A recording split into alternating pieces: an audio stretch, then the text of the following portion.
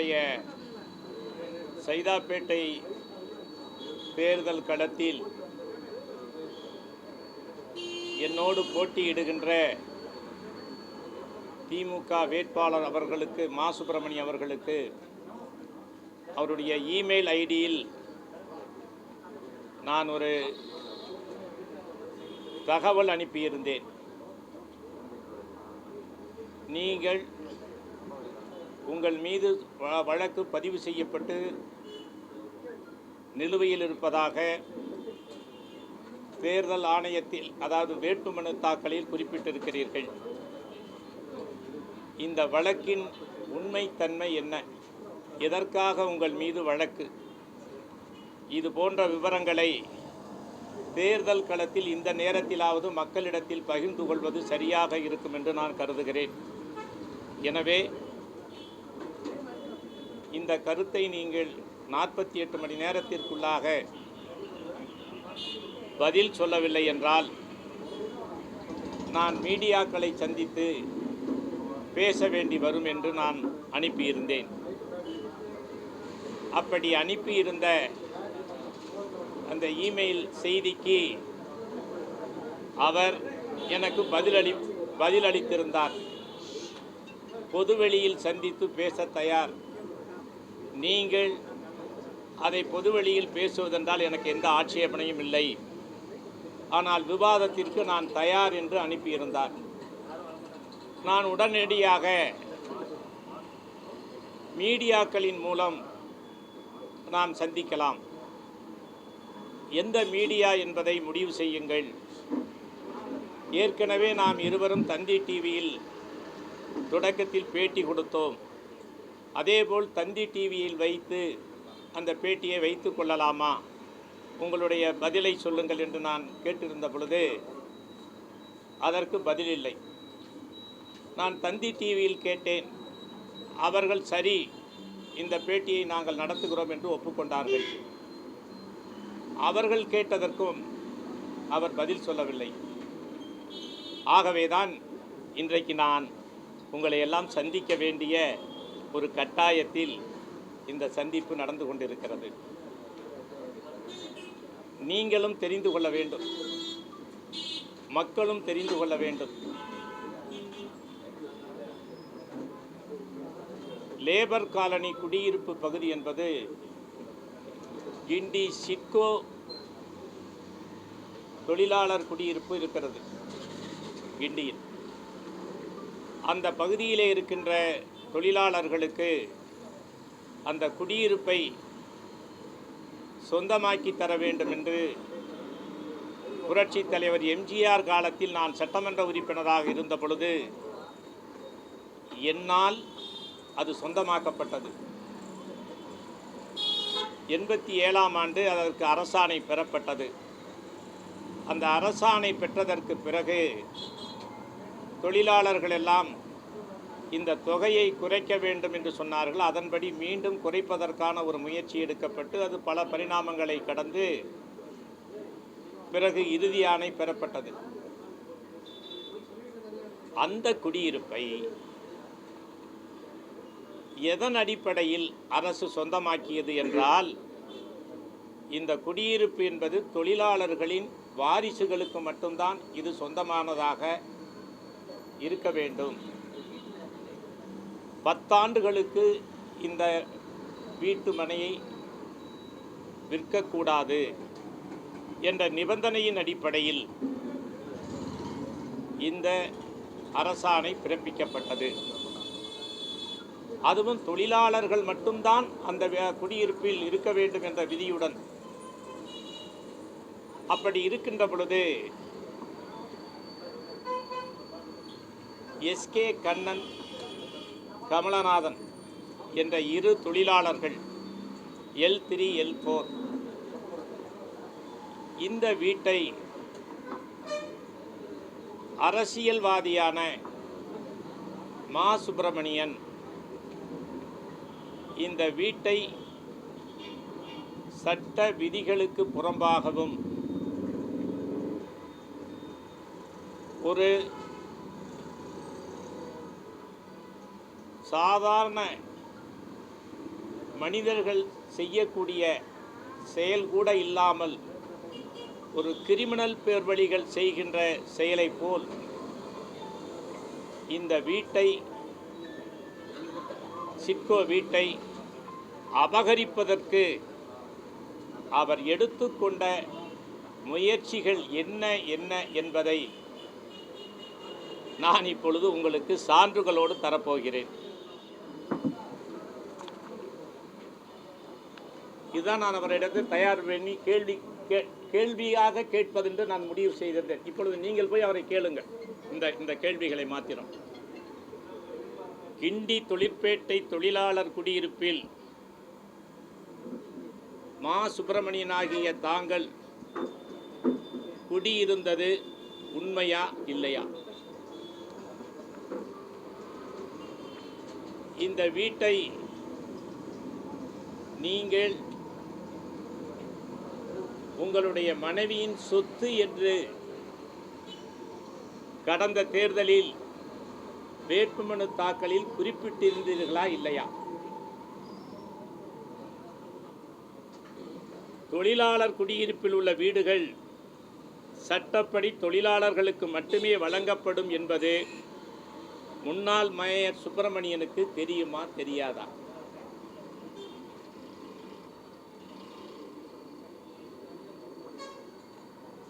L3 மற்றும் L4 வீடுகள் தொழிலாளிகள் திரு கமலநாதன் மற்றும் SK கண்ணனுக்கு ஒதுக்கப்பட்டது என்பதும் முன்னாள் மேயர் மா சுப்பிரமணியம் மேயர் பதவியின் அதிகாரத்தை தவறாக பயன்படுத்தி சட்டத்திற்கு புறம்பாகவும் அதிகார துஷ்பிரயோகம் செய்தும் தன் மனைவி திருமதி காஞ்சனா அவர்கள் பெயரில் அபகரிப்பு செய்யப்பட்டது உண்மையா இல்லையா?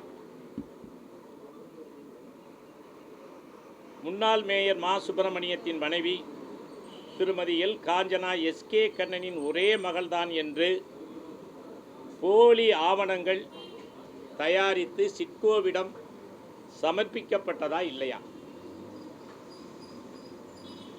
ரேஷன் அட்டையில் திரு SK கண்ணன் என்பவர் பெயரை முன்னாள் மேயர் மா சுப்பிரமணியன் தனது மாமனார் என்று பொய்யாக குறிப்பிட்டு சேர்த்தது ஏன்? முன்னாள் மேயர் மா சுப்பிரமணியத்தின் மனைவி திருமதி காஞ்சனா சிட்கோ எஸ்டேட்டில் உள்ள ஒரு நிறுவனத்தில் வேலை பார்க்கும் ஒரு தொழிலாளி என்று போலியாக சான்றிதழ் தயாரிக்கப்பட்டதா இல்லையா? திருமதி காஞ்சனாவின் தந்தையின் பெயர் சாரங்கபாணி என்பதுதானே உண்மை. அந்த பெயரை மறைத்து திரு SK கண்ணனின் மகள் என்று கூறி போலி ஆவணம் தயாரித்தது ஏன்? இதுதான் நான் அவரிடத்தில் கேட்க இருந்த கேள்விகள். அவர் என்னோடு நேரடி பேட்டிக்கு வராத காரணத்தினால், விவாதத்திற்கு வராத காரணத்தினால் இதை உங்கள் மத்தியில் நான் சொல்ல வேண்டிய ஒரு கட்டாயம் நிலை ஏற்பட்டுள்ளது. ஒன்று, இதற்கான ஆவணங்கள் இதுதான். ரேஷன் கார்டில் அவர் அதிகார துஷ்பிரயோகம் செய்து SK கண்ணன் தன்னுடைய மாமனார் என்று போலி ஆவணம் தயாரித்ததற்கான சான்று.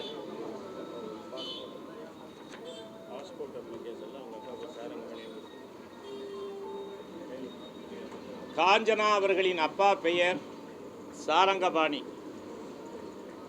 அந்த சாரங்கபாணி என்பது எதுனா பாஸ்போர்ட்டில் இருக்குது. அதுதான் இந்த நகல் பாஸ்போர்ட்டில். அவங்களே கொடுத்து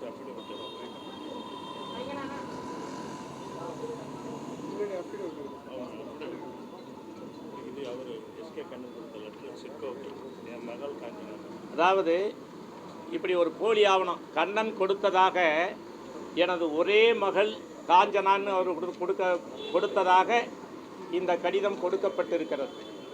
தன்னுடைய ஒரே மகள் காஞ்சனா என்று. ஆனால் அவருக்கு 6 வாரிசுகள். அவருக்கு 6 வாரிசுகள். இந்த பாருங்க சர்டிஃபிகேட், 6 வாரிசுகள். அந்த 6 வாரிசுகள் அப்படிங்கிற வரும்போது அதில் காஞ்சனா பெயர் இருக்கான்னா இல்லை. இந்த SK கண்ணனுக்கு 6 வாரிசுகள். அந்த 6 வாரிசுகள் யார் என்பதை மிக தெளிவாக வருவாய்த்துறை சான்றிதழ் வழங்கியுள்ளது. அவருடைய மனைவி இந்த கம்பெனியில் பணிபுரிவதாக சான்று வாங்கியிருக்கிறார். இதை பெரிய அளவில் விஜிலன்ஸ் எல்லாமே மாநகராட்சியினுடைய விஜிலன்ஸ் துறை போய் ஆய்வு செய்து இது அப்பட்டமான பொய் அப்படின்னு சொல்லி அவர் ரிப்போர்ட் கொடுத்துருக்காங்க.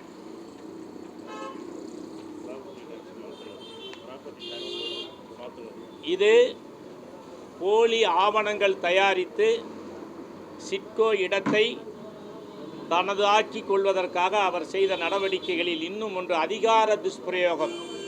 தான் மண்டல குழு தலைவராக இருந்த பொழுது இது நடந்தது.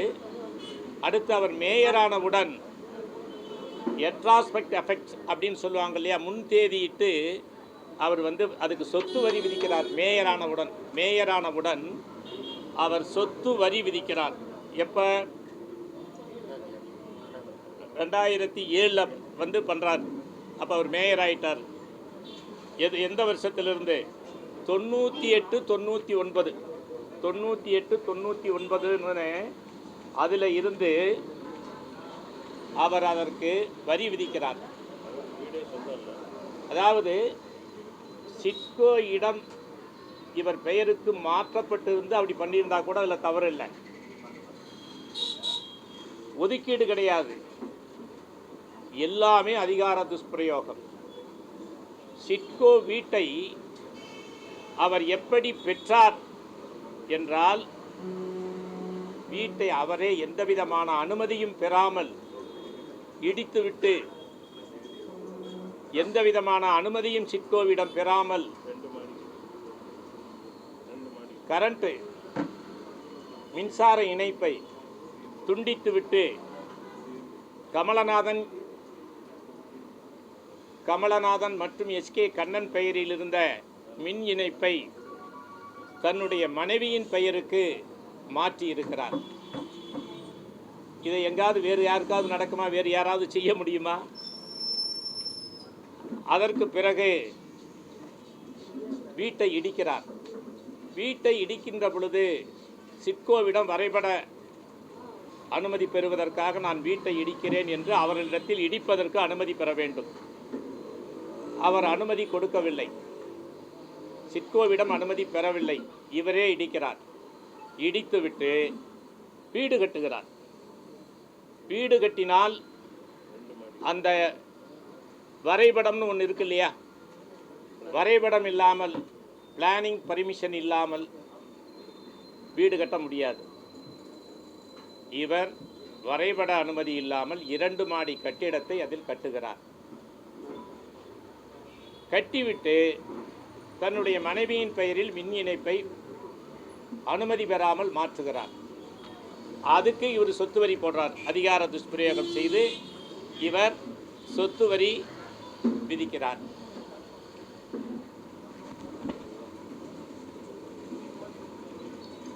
இதுதான் எலக்ட்ரிசிட்டி போர்டு.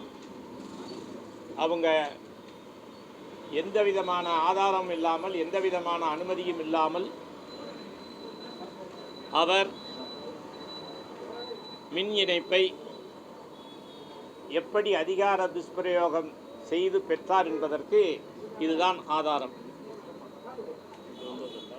இது தொழிலாளிகளுக்கு, அதாவது கிண்டி லேபர் காலனியில் வசிக்கும் அந்த குடியிருப்புகளை ஒதுக்கீடு பெற வேண்டும் என்றால் தொழிலாளர்களுக்கு மட்டும்தான் கொடுக்க வேண்டும் என்ற அரசாணை.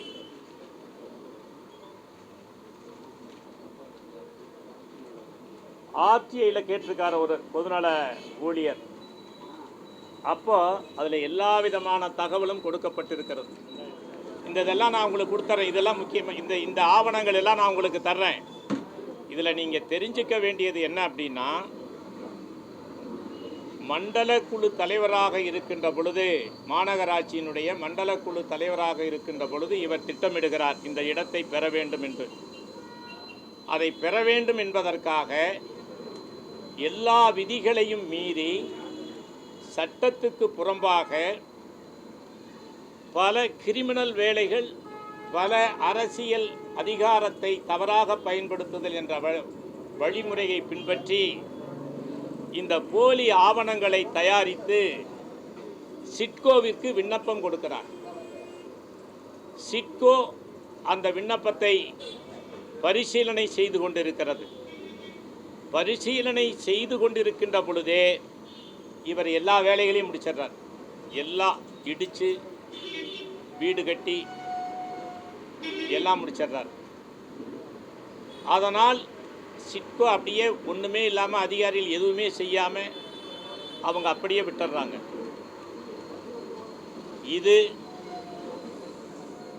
முழுக்க முழுக்க ஒரு சமூக விரோதிகள், சமூக கிரிமினல்ஸ் செய்ய வேண்டிய காரியத்தை இவர் அதிகார பதவியில் அமர்ந்து அதை மக்களுக்கு செய்யாமல் இவர் இப்படி ஒரு அழுக்கான காரியத்தை செய்திருக்கிறார் என்பதுதான் அவர் மீது இருக்கிற வழக்கு. இப்போ 2016 வேட்புமனுவில் தன்னுடைய மனைவியின் சொத்து என்று குறிப்பிட்டிருக்கிறார். அது தேர்தல் வழக்காக இருக்கிறது. 2016 அவர் குறிப்பிட்டுள்ளதை போல் இந்த இடம் அவருக்கு சொத்தாக முடியுமா? ஊடக நண்பர்கள் இதை பற்றி கேள்விகள், இதெல்லாம் நான் சொன்னதெல்லாம் நீங்கள் அவங்ககிட்ட போய் கேளுங்க, கேட்டு பதில் பெறுங்க. இதெல்லாம் ஆவணம். இந்த ஆவணங்கள் எல்லாம் விஜிலன்ஸ் துறை கண்டுபிடித்து கொடுத்த ஆவணங்கள். இது வேற யாரோ கொடுத்த ஆவணங்கள் அல்ல. புலனாய்வுத்துறை இதை கண்டுபிடித்து இவ்வளவு குற்றச் செயல்கள் இதிலே நடந்திருக்கிறது, பின்னணியாக இருக்கிறது என்று கொடுத்தது. ஆக மண்டல குழு தலைவராக இருக்கின்ற பொழுதும் தவறு செய்திருக்கிறார், மேயராக இருந்த பொழுதும் தவறு செய்திருக்கிறார்.